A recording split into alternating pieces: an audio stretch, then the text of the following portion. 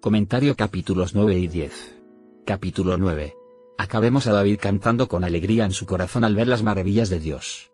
También vemos que el motivo de su alabanza es porque Dios lo libró de sus enemigos, y atendió su causa. Versículo 8 dice que Dios juzgará al mundo con justicia y a los pueblos con rectitud. Versículo 9 dice: en Jehová es ir al refugio, al pobre refugio para el tiempo de angustia. ¿Quiere decir esto que todos los pobres son salvos o están bajo la protección de Dios? No, porque eso dependerá de la fe de cada uno, sea pobre o sea rico. Veamos un versículo para explicar esto. Mateo 5 2.3. Bienaventurados los pobres en espíritu, porque de ellos es el reino de los cielos. Ya dijimos que el Antiguo Testamento es la expresión externa de la fe, y el Nuevo Testamento es la expresión interna de la fe. En Salmos 9 podríamos decir que habla de la pobreza material, pero en Mateo 5 habla de la pobreza espiritual. La palabra pobreza en el griego original que fue escrita la Biblia, en Mateo 5, se refiere a una condición de mendigo, es decir, a la humildad espiritual de la persona. Comparemos con Salmos 51 2.17. 17 Los sacrificios de Dios son el espíritu quebrantado, al corazón contrito y humillado no despreciarás tú, oh Dios.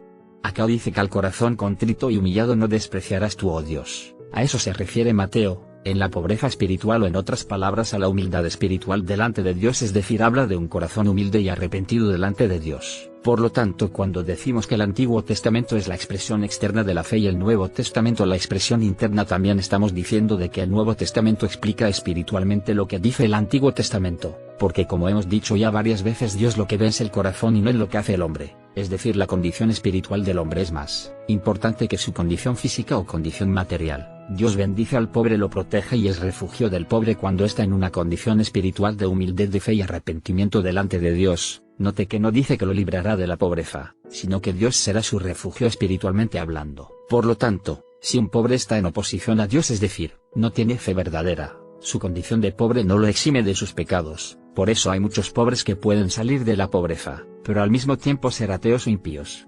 Pero, hay iglesias y predicadores que enseñan que es más importante la riqueza material que la riqueza espiritual. Compare con Mateo 6:24, Dios y las riquezas. 24 Ninguno puede servir a dos señores, porque aborrecerá al uno y amará al otro, o estimará al uno y menospreciará al otro.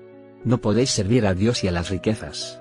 Y al final se reitera el juicio a las naciones. Comentario capítulo 10.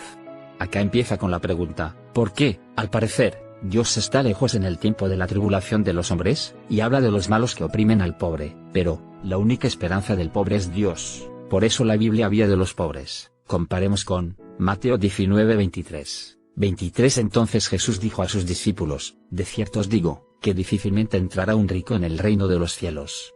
Romanos 10:12. 12 Porque no hay diferencia entre judío y griego, pues el mismo que es Señor de todos, es rico para con todos los que le invocan. Santiago 2:5. 5 Hermanos míos amados, oíd, ¿no ha elegido Dios a los pobres de este mundo, para que sean ricos en fe y herederos del reino que ha prometido a los que le aman? En Mateo no dice que un rico no puede entrar en el reino de los cielos, lo que dice es que, a causa de sus riquezas, es más difícil poner su fe en Dios que en sus riquezas.